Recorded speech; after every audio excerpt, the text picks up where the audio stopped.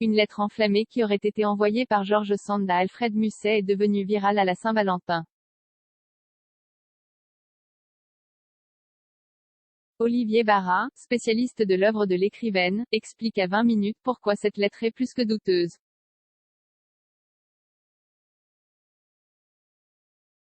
C'est une des liaisons les plus célèbres du XIXe siècle. En 1833, l'écrivaine George Sand et le dramaturge Alfred de Musset entament une relation, qui s'achèvera une première fois en novembre 1834, avant une rupture définitive en 1835. Pendant leur liaison, les amants correspondent. George Sand serait-elle jusqu'à aller à écrire une lettre érotique codée. À l'occasion de la Saint-Valentin, lundi, un texte attribué à la femme de lettres a été relayé sur les réseaux sociaux. Avec cette subtilité, la lecture d'une ligne sur deux révélerait les intentions enflammées de l'autrice.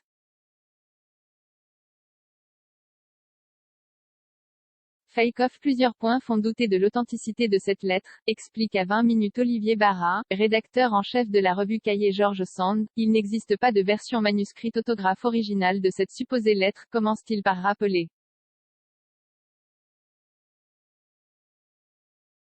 Quant au ton et au style de ce texte, ils sont bien différents des textes de George Sand dans notre possession, souligne Olivier Barra, qui est également professeur de littérature française du XIXe siècle et des arts de la scène à l'université Lyon 2. Dans les manuscrits autographes privés de Sand, lettres ou scénarios de théâtre joués à Nohant entre amis ou en famille, l'humour scatologique est très présent mais pas l'humour libertin ni les jeux littéraires sur la sexualité.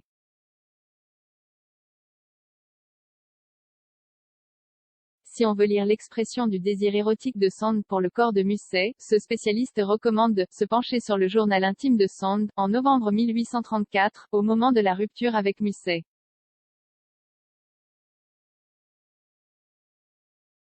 Voici ce qu'on y lit astérisque, mon petit corps souple et chaud, vous ne vous étendrez plus sur moi, comme Élisée sur l'enfant mort, pour me ranimer.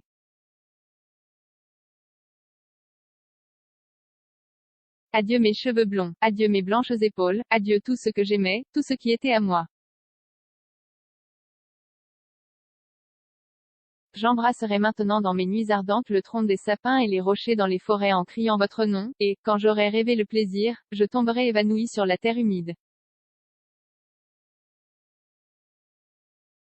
Astérisque. Cet extrait provient des œuvres autobiographiques, édition Georges Lubin, Gallimard, Pléiade, tome 2, page 963.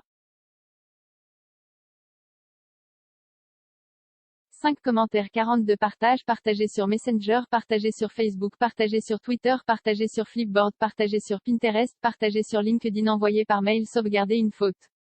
Imprimé.